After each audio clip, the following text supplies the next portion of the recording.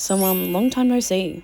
Back in October last year, I decided that I wanted to go as Chapel Roan for Halloween and I started to make my costume. You guys only saw a part of it before I absolutely hated it and started everything all over again. And then I also disappeared off the face of the earth for a few months. I'm finally ending the cliffhanger and continuing the journey of how my costume came along. If you don't remember what happened in part 1, go back and watch that first. But welcome to part 2 where I absolutely hated my costume and redesigned the whole thing. I pulled up the photos of Chapel for inspo and decided to go from there. Now this costume is only based off of her original costume, as I am not a seamstress, I cannot recreate that costume myself. So with that being said, I finished my design and coloured everything in to have a rough idea. I wanted to make sure all the colours worked together and what I had with me already would work. So here's what I came up with. I came up with 2 separate designs, one for the bodysuit and one for the skirt, which I'm praying would work together. At the time of creating my costume as well, I had wrist surgery like not even a week prior. So should I have been doing this? Probably not. But I did anyway and it hurt. But I was really determined to get this done before Halloween in case it didn't work out and I could figure out a backup.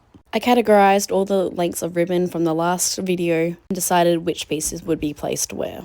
Now, the flaw with this design is I had to hand sew and I cannot sew for shit. I have a very rough idea, but I mainly just winged the entire thing. And I decided that doing it with my brace was too difficult, so I swapped to the sock, which probably made the situation for my wrist even worse. But I ended up managing just fine.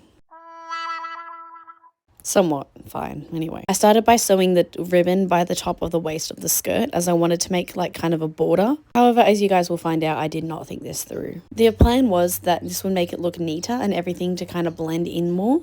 However, by the time I had finished and took all the pins out, I decided to try it on, which is where I realized that it didn't fit.